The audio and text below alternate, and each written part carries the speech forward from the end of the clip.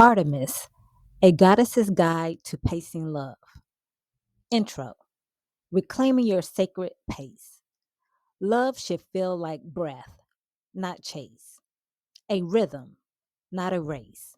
And yet, so many women are made to believe that urgency is romance, that if he moves fast, if he pulls close too soon, it means passion.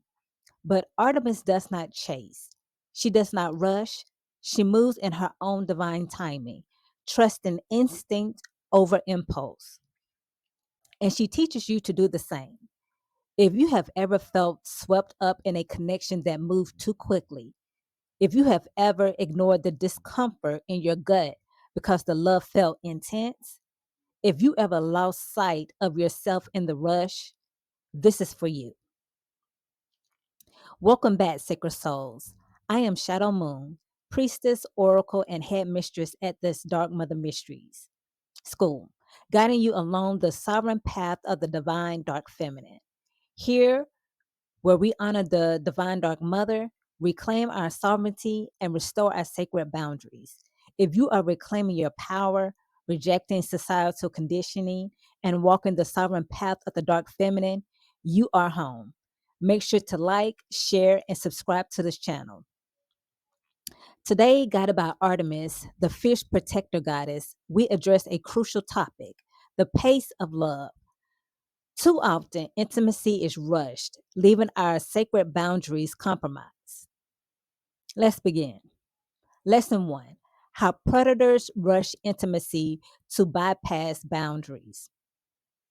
Who y'all, this is going to be good. So, predators thrive on speed. They push boundaries, overwhelm your senses, and rush intimacy to weaken your defenses.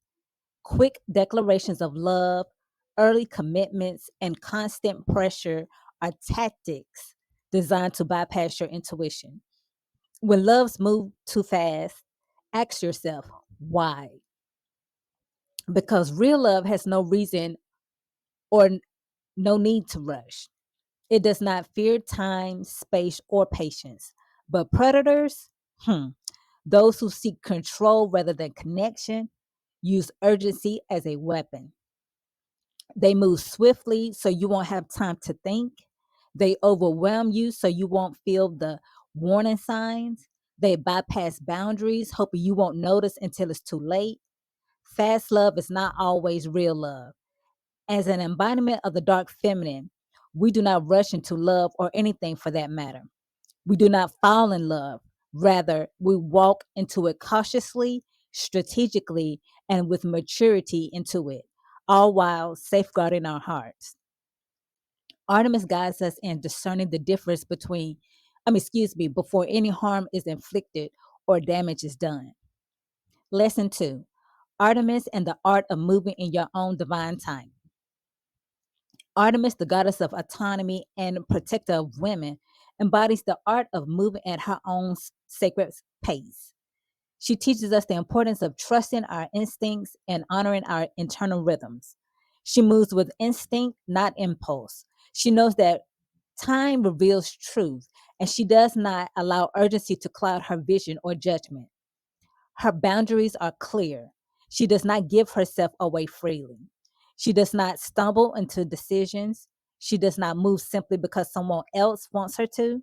She does not jump when someone says, "How high?" She listens, she watches, she waits, moving only when it feels right in her soul. You are allowed to do the same.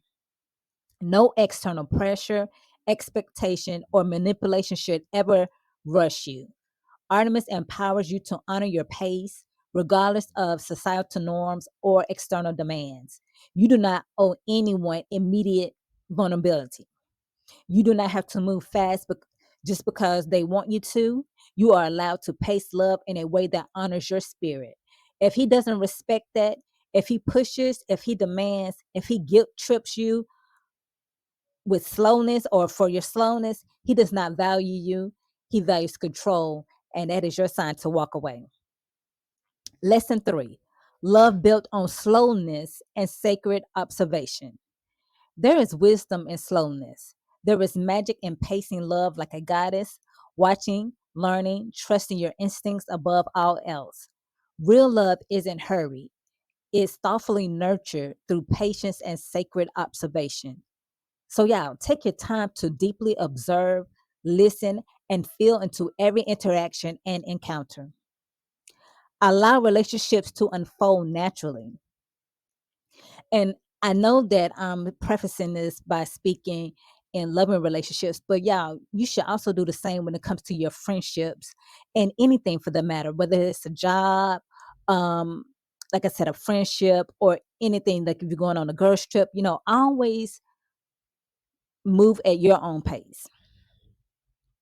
So allow relationships to unfold naturally. Observe their actions, not just their words. Notice consistency over intensity. Prioritize clarity and comfort above excitement and urgency. In slowness, truth reveals itself clearly. Love should not be observed. Love should be observed, not just felt. Love should unfold and not erupt. Love should bring peace and not panic. And y'all, during this time when you're observing someone, you're also asking questions. You wanting to get to know them. You wanting to see how they act whenever disappointment arrives, or if they get angry, or just anything. You just want to take this time to. You are collecting data.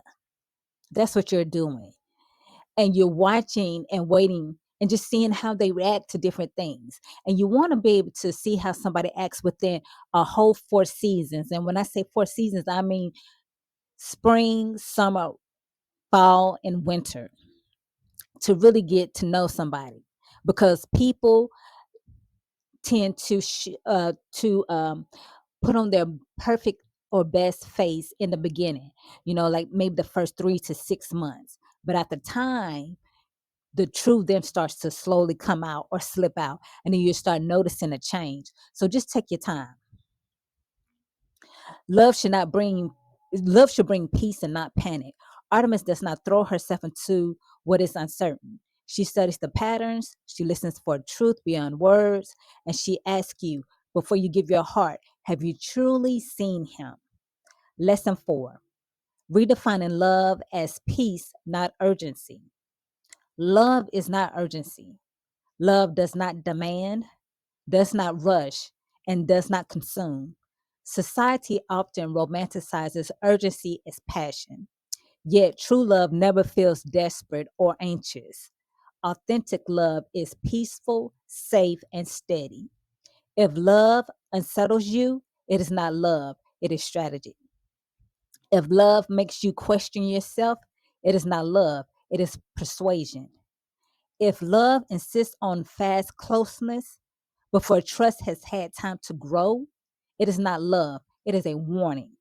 Artemis does not move before she is ready, and neither should you. By redefining love this way, you protect your energy and ensure that your connections align with your highest good. Lesson 5. Aim like Artemis. Artemis sets up boundaries in ways that were clear, unwavering, and deeply sacred. She wasn't just a goddess of the hunt, she was a guardian of sovereignty, ensuring that nothing entered her space uninvited, and that included a man. She practiced the following. Number one, virgin sovereignty. Artemis was a virgin in the classical sense, meaning that she belonged to no man, no force, and no authority but herself. That's what the word virgin meant. It didn't mean not having sex or have never have sex. It means to be to belong to no man, no force, and no authority but herself. Unlike other goddesses who were tied to marriage or male gods, she remained independent, symbolizing a woman's right to exist without ownership or expectation. Furthermore, being a virgin did not imply abstinence from sexual activity. She chose her partners with discernment. Number 2, physical boundaries. She governed the wilds with unwavering authority, fiercely protecting them. Her domain was untamed, and trespassing was met with swift consequences. When Actaeon I believe that's how you pronounce his name. If I pronounced it wrong, please excuse me. A hunter invaded her sacred space and saw her bathing. She transformed him into a stag, ensuring that violating her privacy had clear repercussions.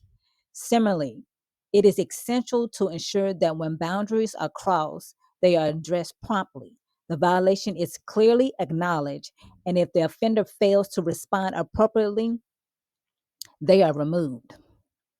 Number three, rage as protection. Artemis does not hesitate to act when boundaries were crossed.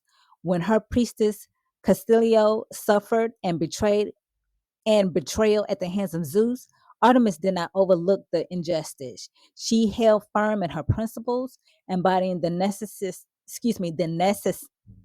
Yeah, I don't know why I'm stumbling through this word. But listen, here at the Dark Mother Mystery School, I'm just straight up with y'all. I make mistakes, but you know what? We make mistakes and we move on. Okay, so the necessity of sacred rage when one's autonomy is threatened. Number four, selective companionship. She surrounded herself only with those who honored her sovereignty. The woman, the women in her sacred hunting party were bound by the same principles, wild, free, untouched by forced influence.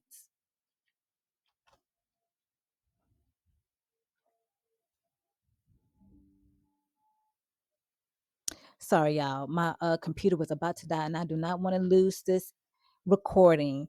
So let me find my place. I know y'all are like, oh, what is she doing? She don't have her stuff together. Listen, we're in a real world here. This is how things go. Okay, let me just start over. Number four, selective companionship. She surrounded herself only with those who honored her sovereignty. The women in her sacred hunting party were bound by the same principles, wild, free, untouched by forced influence. She did not allow deception or manipulation into her circle. She chooses her companions carefully, and so should you when engaging in romantic relationships. She does not entertain deception. She does not allow manipulation to slip past unchecked, and she does not bend to pressure, and neither should you. Number five, divine timing and patience. She understood that rushing leads to poor decisions. Let me say that one more time. Rushing leads to poor decisions. Unlike gods who move impulsively, Artemis took her time, observed, and ensured that what she allowed into her space was worthy of her presence. Love should not strip you of your timing. It should not force you forward before trust has had time to grow. If he rushes, if he demands closeness too soon, pause. Ask yourself, would Artemis tolerate this? No, she wouldn't. She would wait, she would watch, and she would move only when it felt right in her soul. And she teaches you to do the same. Her boundaries were not walls of fear, but shields of wisdom. She did not bend them to please others, and she did not apologize for keeping them strong. To Artemis, it is to honor your own, to honor Artemis, to honor Artemis is to honor your own right to say no without guilt or hesitation. In closing, honor your pace with Artemis. Beloved, Artemis walks with you, reminding you of your sacred right to move at your own divine pace. You don't owe anyone urgency, quick commitments, or immediate intimacy. Your boundaries and timing are sacred. Walk forward, divinely guided, and deeply honored by Artemis, the fierce protector who champions your sovereignty. Until next time, this is Shadow Moon signing off. Stay sovereign, y'all. And class is dismissed.